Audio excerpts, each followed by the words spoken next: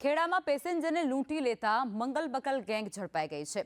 આધરના રૂપિયા 35,000 સેરવી અને ચોરીની ઘટનાને અંજામ આપી હતી અને ત્યારબાદ આ ગેંગ ઝડપાઈ ગઈ છે। આધરને રિક્ષામાં બેસાડી અને તેનું ધ્યાન ભટકાવી અને તેના બધા જ નાણાં લૂંટી લેવામાં આવ્યા। પેટલાદની મંગલ બકલ ગેંગના 2 સાગીરાતો અત્યારે પોલીસના સકંજામાં છે। પોલીસે ગુનો નોંધ્યો છે અને આગળની તપાસ હાથ ધરી છે। અન્ય કોઈ તેમાં સંકળાયેલા છે કે કેમ તેને લઈને પણ પોલીસ દ્વારા તપાસ કરાઈ રહી છે।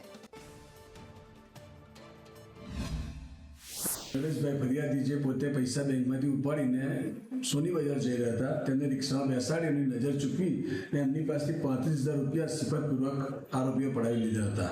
સીસીટીવી ફૂટેજ અને હ્યુમન ઇન્ટેલિજન્સથી 2 આરોપીને રિક્ષા સહિત પકડેલ છે।